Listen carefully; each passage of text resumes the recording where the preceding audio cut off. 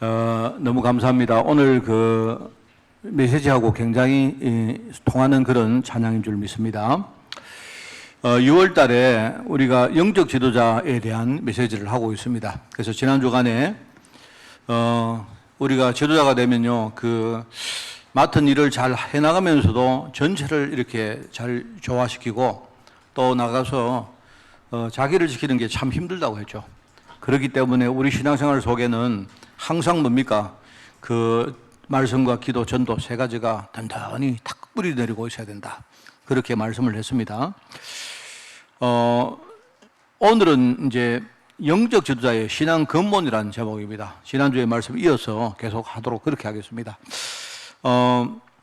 만약에 한 국가가 있는데요, 국가의 지도자가 되기 위해서도 우리가 지도자가 되려고 하면요, 여러분 대통령이 되려고 하면 어떻게 되겠습니까?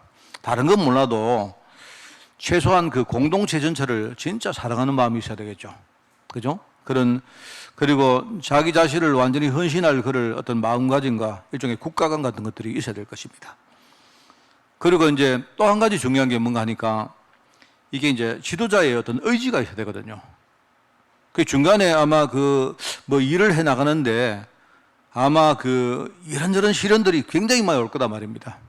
그런데 지도자가 의지가 없으면요, 이제 자꾸 마음이 약해지고 이제 그렇게 되어집니다. 그러면 우리가 그 일을 잘 할 수가 없거든요. 그렇기 때문에 그 지도자가 가진 중요한 의지, 우리로 따지면 굳건한 신앙이죠, 그죠? 이런 것들이 있어야 된다. 어차피 그 일을 하다 보면요, 안팎에서 공격을 많이 받을 겁니다.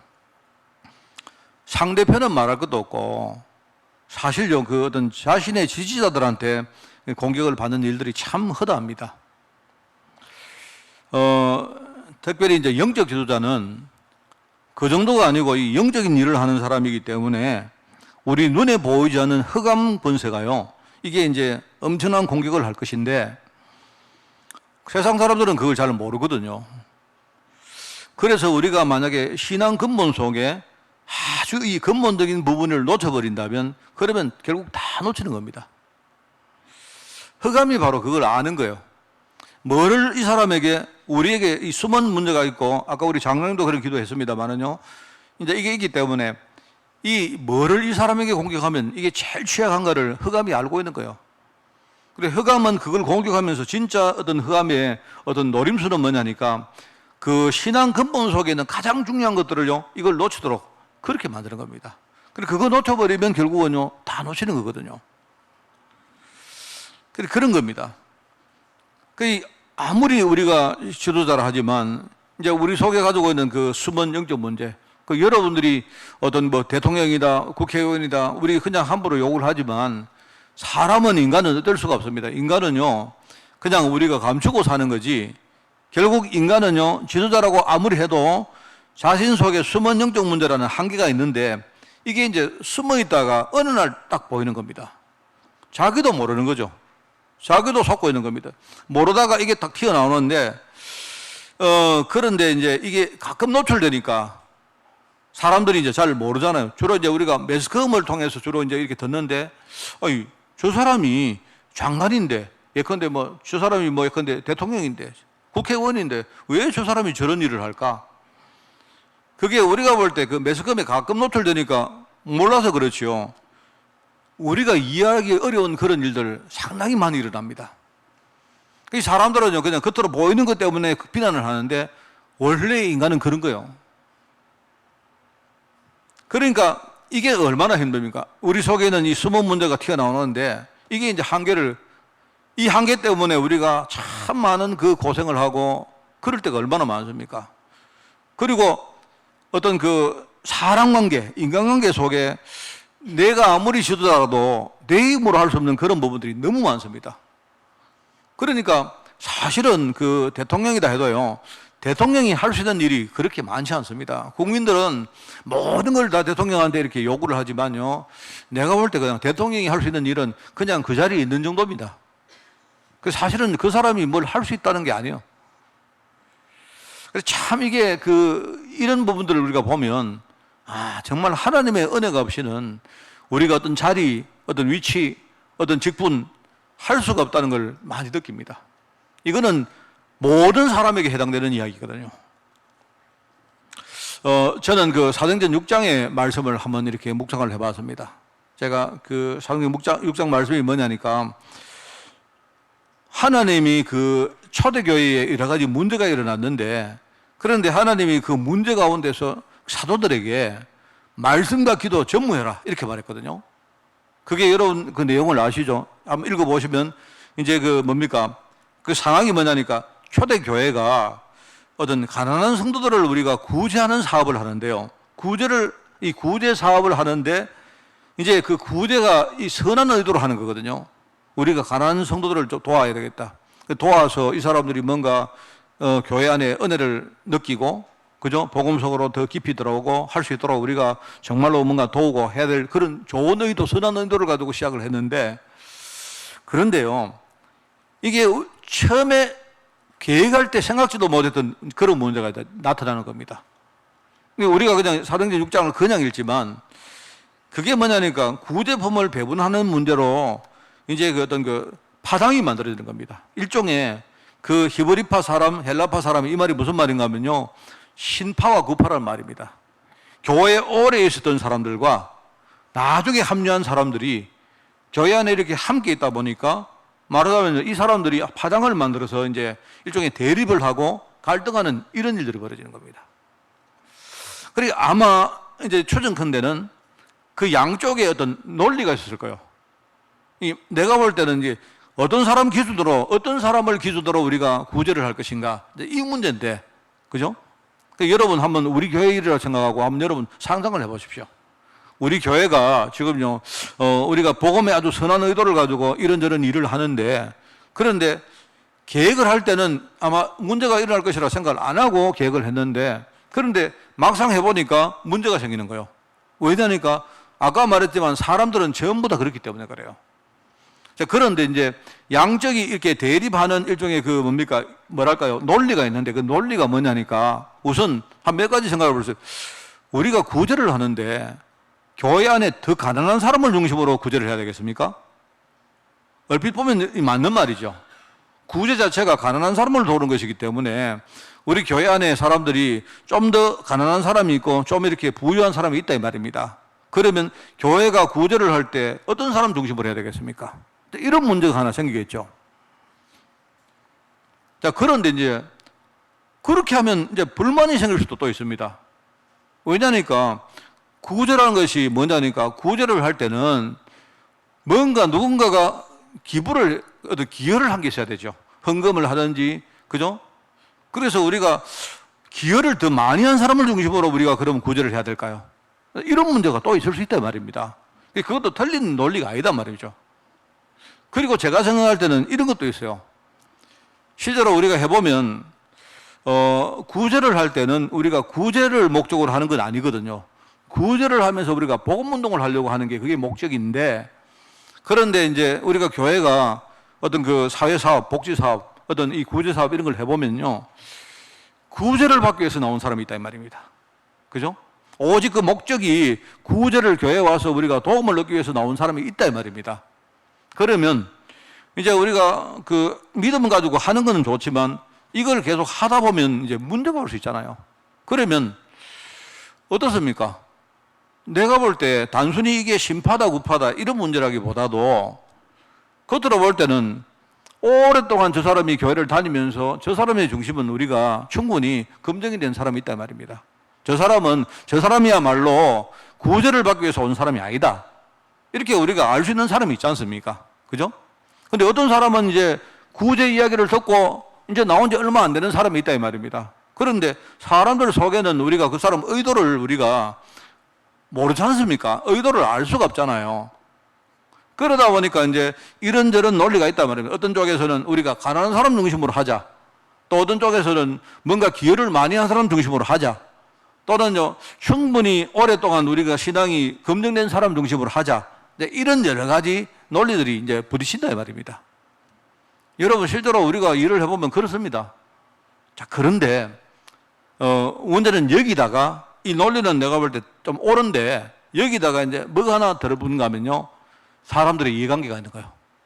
나 중심, 나하고 친한 사람 중심, 그죠? 나하고 뭔가 이렇게 뜻이 맞는 사람, 우리 편 중심. 이게 이제 이해관계인데, 이해관계 요거는요, 딱 뒤에 숨어 있는 거예요. 이러면서 사람들이 겉으로는 논리를 가지고 이제 교회에 이렇게 하자, 저렇게 하자, 많은 이야기가 있을 수 있단 말입니다. 그냥 여러분들이 생각할 때는, 그냥 사람들이 히브리파, 헬라파로 무리 지어가지고 서로 싸웠구나. 이렇게 보시면 안 돼요. 우리가 일을 하다 보면 일 자체가 그냥 일어나는 일들이 잘 없습니다. 자, 그러면 어떻게 해야 될까? 사실 여기서 참 이게 힘든 거예요.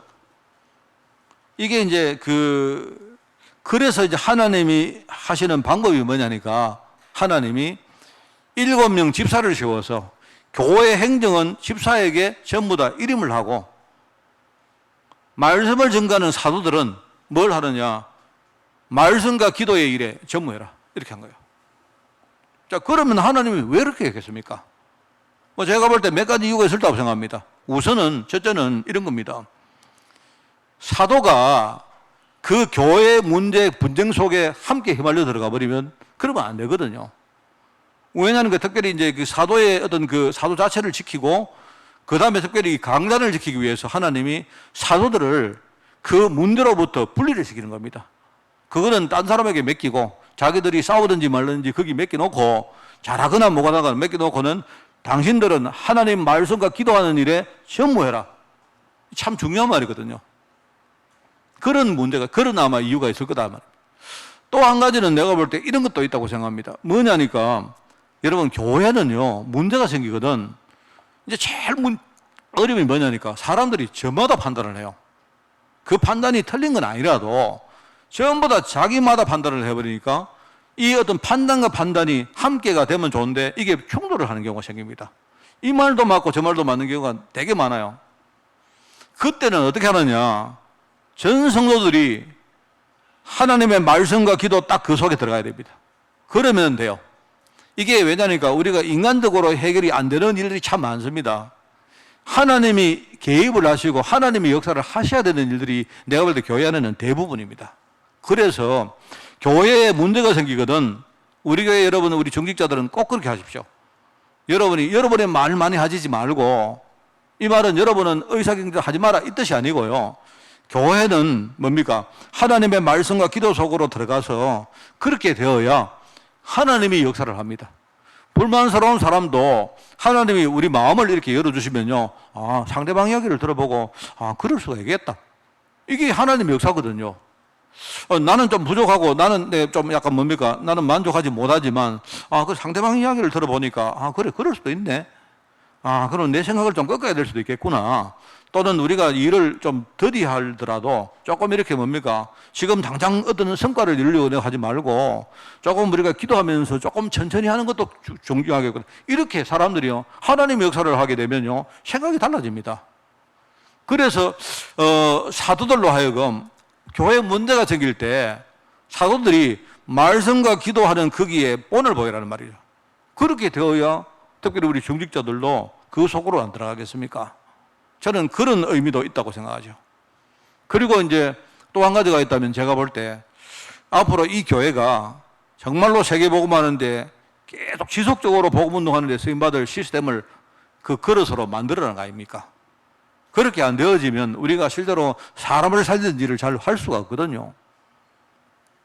저는 그 사도행전 6장 말씀을 이렇게 묵상을 하면서 제가 참 얻은 게 참 많습니다. 제가 그렇겠다.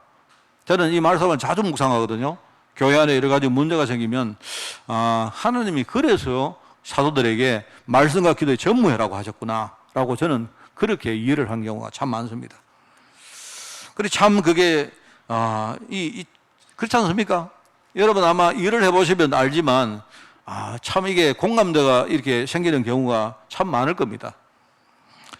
저도 한 20년 전에 목회자로 제가 이렇게 안수를 받고 목회자로 설 때 정말 솔직히 말하면 사실을 내가 어떻게 해야 될지 전혀 저는 몰랐습니다. 그러면 뭐가 어려워서 몰랐느냐? 그것도 아닙니다.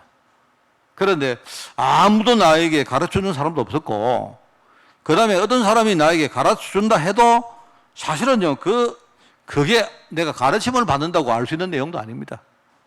아까도 말했지만요, 사람 마음 속에 이 한길 물속은 알아도 사람 속에 우리가 전혀 모르거든요. 이게 이제 그 세상 이야기처럼 무슨 공식이 있어서 요렇게 하면 요렇게 되고 요렇게 하면 요렇게 되고 이렇게 뭐 공식대로 하면 되는데, 되면 좋은데 그렇지 않다니까요. 그런데 이제 나는 사실은 목사로 섰지만은 내가 나를 봐도 내가 할 수 있는 게 거의 없습니다. 그런데 사람들은요, 나에게 또 기대를 하고 있어요. 목사님은 당연히 잘하고 당연히 잘할 것이고, 그죠? 당연히 잘해야 된다고 생각하는 거예요. 그런 기대를 내가 이제 느끼는 겁니다. 그 기대를 참 이거 내가 할 수 있는 거는 거의 없는데 사람들은 나에게 어떤 퍼펙트 완벽함을 또 기대하는 것 같고, 그러면 이제 뭡니까? 이제 내 속에는 이게 눈에 안 보이는 이 숨은 문제가 사실은 있는데, 이 사단이 이걸 딱 건드리는 겁니다. 이걸 건드려 가지고 사실은요, 어떤 더 큰 거를 노리는 거죠. 저 참 많이 경험했습니다. 정말 많이 경험했고요. 그래서 내가 내리는 결론이 뭐 내가 대단하고 이런 게 아니고, 내 신앙 근본 속에 다른 건 몰라도 하나님의 근본 언약이 깊이 뿌리를 안 내리고 있으면 이게 참 어렵겠구나. 사단이 나를 건드릴 때, 아까도 말했지만요, 내가 능력이 있으면 좋은데 능력도 내가 없고, 그런데 실제로요, 사람들은 어떤 능력을 기대하고, 또 내가 하는 일은 또 내가 어느 정도 어떤 능력치를 내가 가지고 있어야 이 일이 또 되어지는 것이고, 그런데 또 가다 보니까 뭔가 나는요, 말은 못하지만은 나는 뭔가요, 굉장히 뭔가 부딪히는 부분들이 많고, 그게 하루에도 이렇게 뭡니까, 왔다 갔다 하는 생각들이 막 여러 번 있는 겁니다. 티를 낼 수는 없고. 그래, 하나님이 내 신앙감은 나를 지킨다는 게 이게 정말로 중요하구나, 저는 너무 뼈저리게 느낍니다. 이게. 그래서 저와 여러분이 우리 지금 영적 지도자 하니까 지난주에 말했지만, 우리가 뭐 많은 일을 하자, 많은 사람을 살자, 이게 아닙니다. 하나님이 나에게 맡긴 사람, 나에게 맡긴 현장, 그죠? 또 교회 안에서도 하나님이 나에게 맡긴 파트, 어떤 그런 사명들. 여러분, 그걸 생각할 때, 하나님이 나를 영적인 일을 감당할 일종의 어떤 지도자, 리더로 나를 불렀구나 생각하신다면, 자, 우리 오늘 첫 번째, 신앙 근본에 언약이 뿌리내려야 우리가 이 시대의 영적 지도자로 쓰임 받을 수가 있습니다. 제가 거기에 한 3가지 케이스를 이야기하겠습니다. 그리고 여러분이 이걸 딱 명심하십시오. 이제 3가지 케이스인데요, 아브라함과 야곱과 요셉 케이스를 이야기하겠습니다. 제가 반대로 말해보면, 하나님은 요셉처럼 언약이 뿌리내린 그런 제자라야 이런 제자를 하나님이 준비시켜가지고 미래를 그 사람들에게 맡깁니다. 그게 바로 요셉 같은 사람이죠.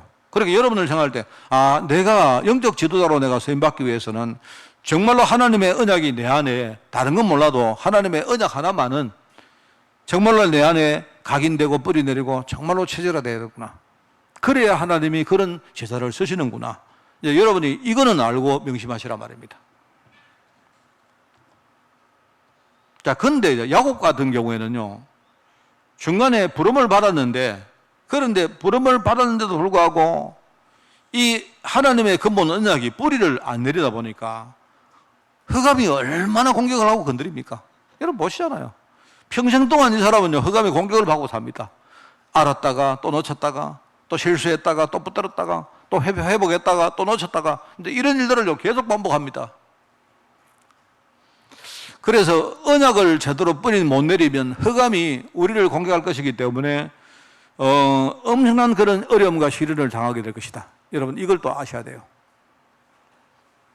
그렇기 때문에 이제 당연한 이야기지만 하나님이 아브라함처럼 우리를 우리를 불러놓고는 말입니다, 우리가 부름받은 이후에도 지속적으로 하나님이 언약을 뿌리내리는 훈련을 하십니다. 그러니까 이 3가지 케이스가 하나예요, 하나. 내가 언약을 제대로 뿌리내려야 하나님께 쓰임받을 수 있는데, 만약에 이게 안 되어지면 내가 부름받아도 사단이 나를 공격해서 우리가 얼마나 많은 어려움과 시련을 겪을 줄 몰라요. 그렇기 때문에 하나님 그걸 아시고 당연히 우리를 불러놓고는요, 이 훈련을 시키는 겁니다. 하나님이 부르셔놓고 그 다음에 훈련을 끝까지 아브라함 가는 데마다 하나님이 훈련을 하잖아요. 하나님이 아브라함을 부르실 때 그 근본 언약이 뭡니까? 아브라함아, 너는 복의 근원이 될 것이다. 너는 복의 근원이 된단 말이야. 너는 복의 근원이 될 것이고, 너는 복의 기준이 될 것이고, 그죠? 이 네가 복받은 열매가 뭐냐니까 너와 네 자손으로 말미암아 천하 만민이 복을 얻게 될 것이다, 이 말이거든요. 너는 복의 근원이고 네가 복의 기준이기 때문에 너를 축복하는 사람에게 내가 축복할 것이고 너를 저주하는 사람에게 내가 저주할 것이다, 이 말이거든요. 그리고 네가 복을 받으면 어떤 열매가 생기느냐? 너와 네 자손으로 말미암아 천하 만민이 너 때문에 많은 사람들이 복을 얻게 될 것이다, 이렇게 말했단 말입니다. 이걸요 딱 언약으로 딱 붙들어야 되는데, 그런데 아주 체질이 안 되다 보니까 이제 가는 데마다 이게 흔들린단 말입니다. 하나님이 계속 뭡니까? 계속 이런저런 문제, 시련, 사건들 통해 가지고요 계속 훈련을 시킵니다. 여러분, 그것 딱 여러분이 명심해야 됩니다. 그리고 우리가 속기가 참 쉬운데, 이제 다음번에 이야기하겠습니다만은요. 네, 그러면 두 번째로 넘어갑시다. 두 번째는 뭐냐니까, 다니엘과 세 친구는 포로된 현장에서 요걸 딱 봤던 거예요. 아, 하나님이 근본 언약을 우리에게 주시고, 우리가 근본 언약을 이게 붙들어야 될 이유가 뭔가, 그걸 알았던 겁니다, 이 사람들이.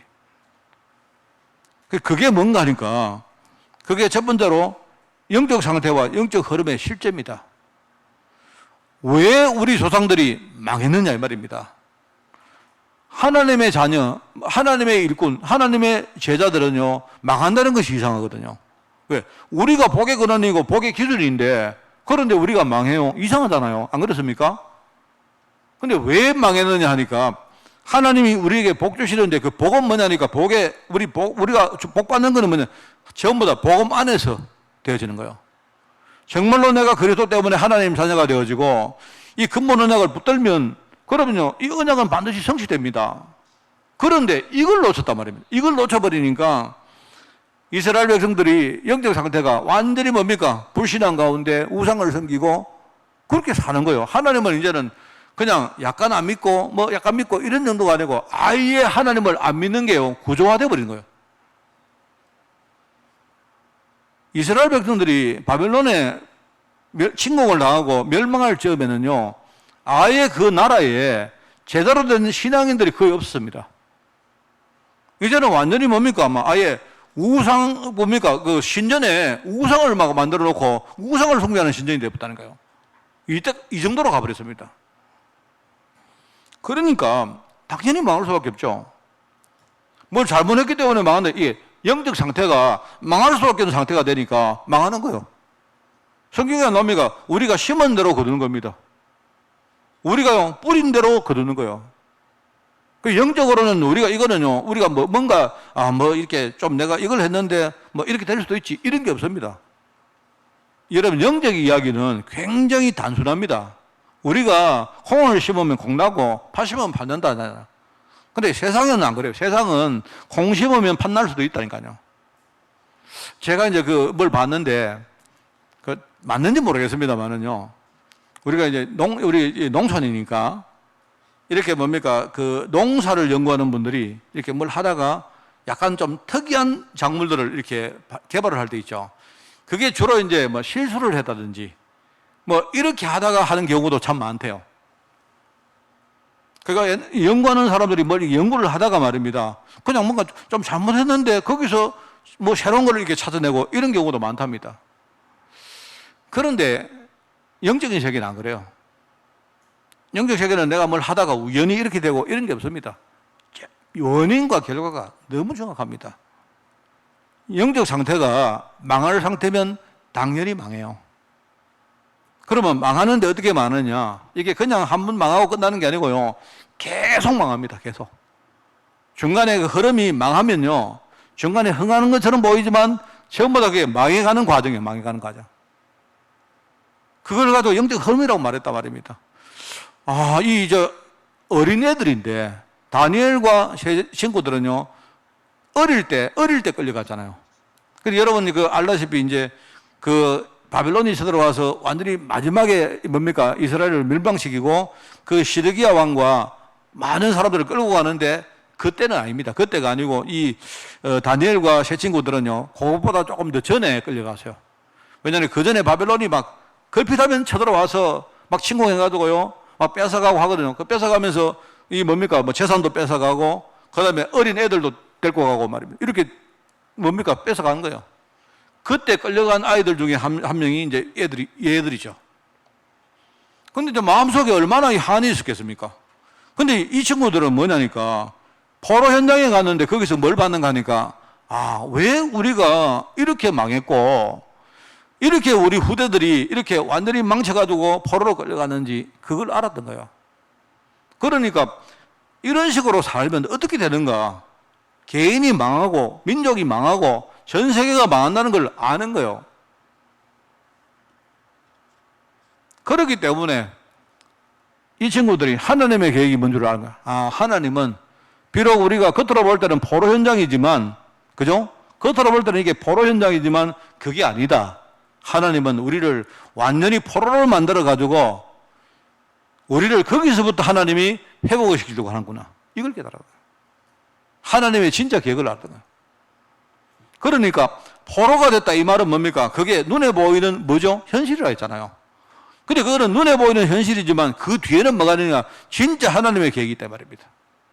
그걸 아는 겁니다. 여러분들이 그냥 여러분들이 이 메시지를 귀로 듣지 마세요. 만약에 여러분이 오늘 완전히 실패한 사람이라면요, 심령으로 듣기를 바랍니다. 내가 완전히 실패했다. 그러면 여러분이, 아, 내가 왜 실패했을까?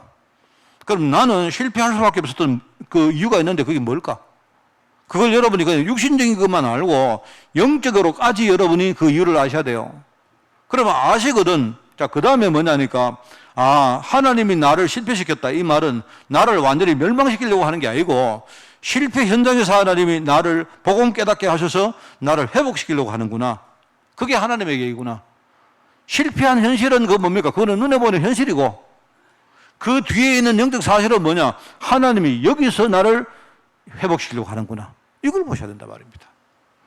저도 그렇고 여러분도 그렇고 내가 볼 때 한 사람도 빠짐없이 전부 다 이 속에 있습니다. 이걸 속아버리면요, 여러분, 이걸 속아버리면 우리는 종교인으로 사는 겁니다. 맨날 우리 기도해도 하나님 오늘 힘듭니다. 도와주세요. 도와주세요. 오늘요 도와주세요. 내가 기도합니다. 하나님 도와주시고 부어주시고 채워주시고 뭐 맨날 이러면 맨날. 그러면 우리 인생이 근본적으로 하나님의 계획 속으로 들어가 보지도 못하고 맨날 거기서 왔다 갔다 하는 거예요. 좀 주면 감사합니다. 기쁩니다. 안 주면요 뭐 맨날 힘듭니다. 도와주세요. 이런 신앙인들이 내가 볼 때 거의 대다수입니다. 여러분이 심령으로 들으시면요, 오늘 여러분이 어떤 실패를 해도 여러분에게 살아날 길이 생깁니다. 그걸 알았던 겁니다. 이 친구들이 참 대단하죠. 이 어린데 어린 친구들이 그걸 봤던 거예요. 아, 우리 조상들이 우상을 섬겼구나. 하나님을 섬겨야 될 이스라엘 백성들이, 그죠? 이스라엘 백성들이, 이스라엘의 말 무슨 뜻입니까? 여러분 알죠? 하나님을 완전히 케어시킨 사람들이요. 하나님이 이제 두 손 들고 내가 너한테 졌다. 말하자면 내가 막 모든 축복을 내가 다 주겠다. 모든 축복을 다 주겠다. 이해가 잘 안 되시거든. 한번 이런 상상을 해보십시오. 여러분이 집에 갔는데 여러분 자녀가 여러분 갑자기 엄마 나 돈 좀 주세요. 얼마? 한 1,000만 원 주세요. 이게 미쳤나? 근데 얘가 뭘 하느냐? 계속 말해요. 1,000만 원 주세요. 나 1,000만 원 안 주면 나는 주실 때까지 계속 매달릴 거예요. 처음에는 이 녀석이 이게 제정신이 아닌가 싶죠. 근데 대화를 해보니까 이놈이 뭔가를 아는 거예요. 아빠, 나 이때까지 저를 키워줘서 감사합니다. 내가 아빠가 저를 위해서 참 배경도 해주시고 감사한데 오늘부터 아빠 내가 홀로 서겠습니다. 다만 만약에 지금 내가 기반이 없기 때문에 아빠가 내한테 1,000만 원만 내가 부어주시면 그걸 가지고 내가 홀로 서겠습니다. 홀로 서서 나중에 내가 완전히 내가요 일가를 이루고 내가 되거든. 아빠 내가 100억으로 갖겠습니다. 처음에는 이 녀석이 미쳤나? 참, 그냥 하는 말이구나. 이리 싶죠? 계속 하다 보면요, 어느 날, 내가 니한테 졌다. 이 녀석이 진짜 보니까 이게 보통이 아니구나. 그런 날이 온단 말입니다. 그러면 그때, 여러분 만약에 1,000만 원 있으면 주겠어요, 안 주겠어요? 나는 저 같으면 줍니다. 만약에 우리 자식이 1,000만 원을 가져가가지고요, 다 까먹는다 해도 이 중심이 이 녀석이 맞구나 싶다면요, 그것보다 더한 것도 줄 수가 있죠. 그게 바로 이스라엘 백성들입니다. 하나님이 손든 거예요. 나는 너를 믿는다. 내가 너를 위해서 도우겠다. 너와 내가 100% 내가 함께 소통하겠다. 이렇게 부름받은 민족입니다. 근데 이 사람들이요, 1,000만 원 가져가가지고 띵간띵간 먹고 마시고 서고 하다가요, 나중에요, 하나님 안 믿고 개판으로 산 거예요. 그러니까 망할 수밖에 없죠, 그러면. 그랬던 사람입니다. 그러면 망했다 해도 자녀인데, 내 백성인데, 그러면 내가 끝까지 그냥, 나가도 그럼 그래 살다가 너 망해라, 멸망해라. 이렇게 하겠습니까, 하나님이? 그렇지 않거든요. 아버지 입장에서는 아마, 저 녀석이 아직 정신을 못 차렸구나. 내가 판단을 미스했구나. 그러면 바다까지 내려가서 거기서 제가 제대로 뭔가 세상을 배우고, 그죠? 얘가 거기서부터 뭔가를 회복하면 좋겠다 생각하겠죠. 그게 아버지의 마음입니다. 저 같은 아버지의 마음인데, 하나님의 아버지는요, 내 마음 곱하기 한 1억 배 안 되겠습니까? 될 겁니다. 그런데 어느 날요, 이 다니엘과 세징부가 그걸 안 거예요. 그러면은 결론 나옵니다. 내가 지금부터 할 거 뭐냐? 내가 지금부터 내가 이거 회복하기 위해서 내가 살면서 해야 될 방법이 뭐냐? 나는 오로지 복음 붙들고 영적 싸움 해야 되겠구나. 나는 오늘부터 그냥 이 영적 싸움이 그냥 말로 그치지 않고 내가 내 삶에서 결단하고 오늘부터 내가 잘하든 못하든 내가 실천해야 되겠다. 이렇게 결론 나오는 거예요. 그러면 되는 겁니다. 나의 최고의 사명이 영적 싸움이다. 만약에 내가 힘이 없다. 하나님, 내게 시간마다 내게 필요한 힘 주십시오. 내가 정말로 부족합니다. 그러나 하나님, 내게 성령으로 충만케 채워주시고, 내게 하나님 정말 우리가 늘 말하는 5가지 힘 주셔서 내가 정말로 영적 싸움 이거 내가 실천하고 내가 지속할 수 있도록 하나님 은혜 달라고. 그게 우리 중심에서 나오게 되어 있습니다. 그래서 여러분들이 영적 싸움 이러면 목사님이 오늘부터 다 치우고 기도 열심히 하라. 그렇게 생각하지 마시고 내 삶 전체에 살아가는 방식 자체가 그게요. 그게 뭐냐니까 영적 싸움입니다. 사람인들은요. 여러분이 산업 속에 있는 하나님의 언약을 붙들고 거기에 치열하게 그 속에 들어가야 돼요. 그게 영적 싸움입니다. 산업은 산업이고 내 신앙은 신앙 이거 말고 내가 이렇게 살 이유가 있겠느냐. 여러분이 그거 깨달았으면요. 오늘부터 내가 바뀌어야 되겠다. 그죠? 나는 정말로 하나님의 다만 내 현장에서 여러 가지 일어나는 일을 보고 문제는 내가 현실과 영적 사실을 절대로 내가 분별을 해야 되겠다. 속으면 안 된다. 중간 과정에 어려움도 오고 옵니다. 와도 내가 속으면 안 돼요. 그러면서 나는 끝까지 뭐 하느냐. 내가 살고 있는 이 산업 현장에서 나는 영적 싸움 해야 되겠다. 학생들은요, 학업 현장에서, 주부들은 가정 현장에서, 저같이 목회자는요, 이 목회 현장에서 전부 다 뭐냐, 우리가 살아가는 삶의 방식 전체가 그게 뭐냐니까 그게 영적 싸움입니다.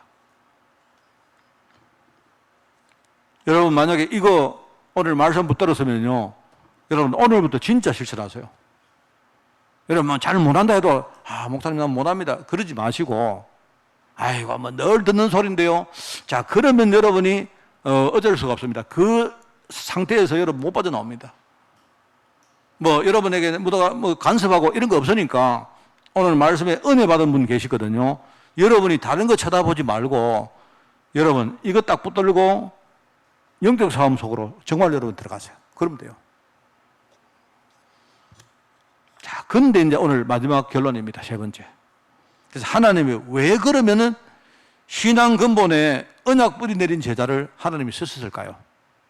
왜냐하면 바로 오늘 이번에 여러분이 두 번째에서 결론 나왔다면 그러면 내가 만약에 내 신앙 속에 근본 언약이 뿌리 안 내리면 내가 영적 삶하는 과정 속에 내가 자꾸 흔들리게. 그래서 여러분 이걸 딱 심자 말입니다. 오늘 간단하게 우리가 신앙 근본에 뿌리 내릴 근본 언약이 뭡니까? 요거 여러분 외우세요. 외워. 오늘 이 세 번째는 딱 외우고 숙제를 딱 하시기 바랍니다. 첫 번째 뭡니까? 그리스도와 나의 과거에 대한 언약입니다. 무슨 말입니까? 나는 신분 바뀌었다. 나의 과거는 그죠? 뭡니까? 내가 완전히 저주 가운데 아까 나오지 않습니까? 여러분 로마서 8장 1장 1절 2절 나오죠? 나오지 않습니까? 그리스도 안에 있는 자는요 결코 우리 정잠이 없습니다. 이유가 뭡니까? 이 이유는 뭐냐니까 생명의 성령의 법이 뭔가 죄와 사망의 법에서 우리를 해방시켰거든요. 나의 과거, 나의 신분은 바뀌었다. 마귀의 노예 신분으로 살았던 내가 나는 하나님 자녀가 되었다. 이게 우리의 신앙 근본 속에 뿌리 내리고 있어야 돼요. 나의 과거 끝, 내 과거의 언약. 거기에 키되는 단어가 뭐냐? 그리스도입니다. 그리스도. 십자가에서 피 흘리시고 우리의 모든 죄와 저주 문제를 완전히 끝내신 그리스도 때문에 나의 과거는 완전히 바뀌었다. 그렇기 때문에 여러분은 항상 뭐하냐? 구원에 대한 감사. 이미 구원받았기 때문에 구원에 대한 확신 가지고 나는 정말로 살 것이다. 이렇게 결단하면 돼요. 아시겠죠? 그리스도와 나의 과거에 대한 언약. 하나님은 내 과거를 완전히 바꾼 겁니다. 내 신분이 완전히 바뀐 거예요. 두 번째는 뭡니까? 하나님 나라와 나의 오늘에 대한 언약. 나의 오늘이 바뀌었다. 나의 오늘이 바뀌었다. 옛날에는 나의 오늘이 늘 뭡니까? 내가 현실에 묶여가지고 늘 현실에 코끼 가지고 말입니다. 무능한 자로 살아왔는데 아니다. 나는 하나님 나라의 비밀을 내가 오늘 누리면서 나는 어떤 문제가 있어도 그 문제를 뛰어넘고 오히려 그 문제가 오지고 그 뒤에는 문을 찾는 내가 능력자로 살 것이다. 얼마나 감사합니까? 자, 그러면은요, 결론 나오죠. 나는 항상 내가 복음 누리면서 내 자신을 먼저 살릴 것이다. 안 속을 거다, 난 절대. 내가 문제가 오면 뭐냐, 그 문제를 뛰어넘는 방법이 뭐냐, 문제 없다, 이게 아니죠. 우리 연구 없다, 이게 아니고, 그 말이 아니고요. 문제 뒤에 있는 숨은 문을 찾으면 돼요. 하나님은 문제를 주실 때 그 뒤에 중요한 계획이 있단 말입니다. 그걸 찾으면 돼요. 나는 속지 않는다. 그래서 나는 오늘도 계속 내가 복음 누리면서 뭡니까? 나를 살리는 시간을 내가 가질 것이다. 그겁니다. 자, 세 번째는 뭡니까? 성령 충만과 나의 미래에 대한 언약입니다. 하나님은 미래에 나를요, 어떻게? 사람 살리고, 교회 살리고, 현장 살리고, 후대 살릴 한 시대의 전도자로 부르셨다 이 말입니다. 지금까지는 우리는 늘 뭡니까? 뭘 먹느냐, 뭘 입느냐, 맨날 거기 묶여가지고 살아왔지만 나는 앞으로 사람을 살리고 살 것이다. 내 인생, 정말로 내가 남은 인생, 내가 모든 걸 가지고 뭡니까? 사람을 살리는 그 일에 나는 쓰임받을 것이다. 그게 하나님의 언약입니다. 그래서 이게 내 힘 가지고 안 되기 때문에 항상 성경으로 나와 함께 계시면서, 그죠? 세상 끝날까지 너희와 항상 함께 계시다. 이러면서 뭡니까? 내가 가는 데마다 깨닫게 하고 문 열어주고 너희들에게 뭡니까? 함께 하면서 너희에게 권능을 내가 줄 것이다. 그게 성령이 하시는 일입니다. 나의 미래는 바뀌었다 이 말입니다. 나의 신분 바뀌었다. 나의 오늘 바뀌었다. 나의 미래 바뀌었다. 나는 앞으로 미래에 사람 살릴 전도자로 살 것이다. 그래서 나는 하나님이 내게 주시는 게 있다면 전부 다 뭐냐? 내가 전도하고 선교하고 후대 키우는 그 일에 나는 나의 삶 전체를 내가 헌신할 것이다. 이렇게 하면 돼요. 자, 이게 꼭 여러분 들으실 때 너무 이렇게 뭡니까? 다 아는 이야기 목사님이 했네? 그렇습니까? 그러면 여러분 사단한테 절대 못 이깁니다. 우리의 신비에다가 새기고 뿌리 내리고 여러분이 이거 가지고 치열하게 싸우시기 바랍니다. 그러면 사단이 여러분 건드려도 저와 여러분이 부족한 거 많습니다. 사실 아까도 말했지만 우리가 할 수 있는 부분이요 거의 없습니다. 내가 아무리 잘한다, 뭐 아무리 잘하려고 해도요, 나라는 한계가 있고요. 우리가 사람을 살리는 일을 한다. 이 사람은요, 굉장히 복잡합니다, 여러분. 그렇기 때문에 여러분이 오늘 생각을 잘 하세요. 아, 그래. 그렇구나. 하나님이 지금 나에게 내 신앙 근본 속에 이 언약을 뿌리내리기를 원하는구나. 그럼 언약이 뭐냐 말이죠. 그리스도 하나님의 나라 성령 충만. 우리 흔히 맨날 138 안 합니까? 138. 찬양만 부르면 뭐합니까? 1이 뭐고 3이 뭐고 8이 뭐냐 말입니다.